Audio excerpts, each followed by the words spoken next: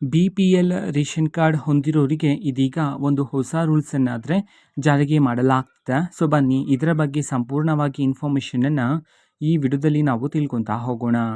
So ವಿಡಿಯೋವನ್ನು start ಮಾಡ್ತೀನಿ. ಅದಕ್ಕಿಂತ ಮೊದಲು ನೀವಿನ್ನೂ ನಮ್ಮ ಚಾನಲ್ಗೆ ಸಬ್ಸ್ಕ್ರೈಬ್ ಮಾಡದೇ ಇದ್ದರೆ ಈ ಕೂಡಲೇ ಚಾನಲ್ಗೆ ಸಬ್ಸ್ಕ್ರೈಬ್ ಮಾಡ್ಕೊಳ್ಳಿ ಮತ್ತು ಲೈಕ್ ಮಾಡಿ. ಸೊ ಈಗ ನಾವು ಇನ್ಫಾರ್ಮೇಷನನ್ನು ತಿಳ್ಕೊತಾ ಹೋಗೋಣ.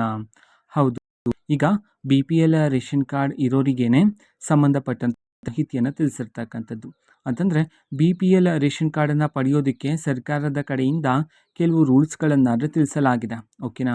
ಸೊ ಆ ಒಂದು ರೂಲ್ಸ್ಗಳು ಯಾರ್ಯಾರಿಗೆ ಅಪ್ಲೈ ಆಗುತ್ತೋ ಸೊ ಅವರು ಮಾತ್ರ BPL ಕಾರ್ಡನ್ನು ಪಡ್ಕೊಳ್ಳೋದಕ್ಕೆ ಅರ್ಹರಾಗಿರ್ತಾ ಇದ್ರು.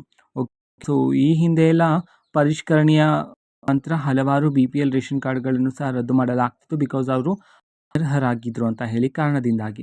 ಇದೀಗ ಅದರಲ್ಲಿರ್ತಕ್ಕಂತಹ ಒಂದು ರೂಲ್ಸ್ನ ಪ್ರಕಾರ ಈಗ BPL ರೇಷನ್ ಕಾರ್ಡನ್ನು ಪಡ್ಕೊಳ್ಳೋದಕ್ಕೆ ಆದಾಯನೂ ಸಹ ಬಹುಮುಖ್ಯವಾಗಿರ್ತಕ್ಕಂಥ ಪಾತ್ರ ಆಗಿರುತ್ತೆ.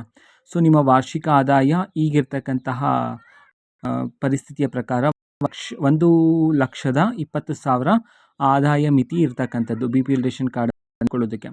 ಆದರೆ ಒಂದು ಆದಾಯವನ್ನು ಏರಿಕೆ ಮಾಡೋದಕ್ಕೆ ಸಂಬಂಧಪಟ್ಟಂತೆ ಸರ್ಕಾರದ ಕಡೆಯಿಂದ ಚಿಂತನೆಗಳನ್ನು ಮಾಡಲಾಗ್ತಿದೆ ಅಂತ ಮಾಹಿತಿಯನ್ನು ತಿಳಿಸಿರ್ತಕ್ಕಂಥದ್ದು.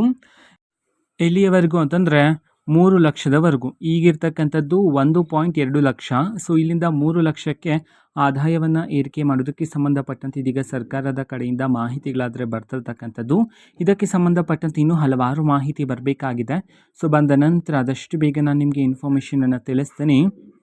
ಅದಕ್ಕೋಸ್ಕರ ಚಾನಲ್ಗೆ ಸಬ್ಸ್ಕ್ರೈಬ್ ಮಾಡ್ಕೊಳ್ಳಿ. ಮತ್ತೀಗ ನಾವು ಫೇಸ್ಬುಕ್ಕಲ್ಲೂ ಸಹ ಈಗ ವಿಡಿಯೋಸ್ಗಳನ್ನು ಅಪ್ಲೋಡ್ ಮಾಡ್ತಿದ್ದೀವಿ. ಫೇಸ್ಬುಕ್ ಚಾನಲ್ ಲಿಂಕನ್ನು ಡಿಸ್ಕ್ರಿಪ್ಷನ್ ಬಾಕ್ಸಲ್ಲಿ ಕೊಟ್ಟಿರ್ತೀನಿ, ಕ್ಲಿಕ್ ಮಾಡಿಬಿಟ್ಟು ಫಾಲೋ ಮಾಡಿ. ಓಕೆನಾ? So thank you, bye.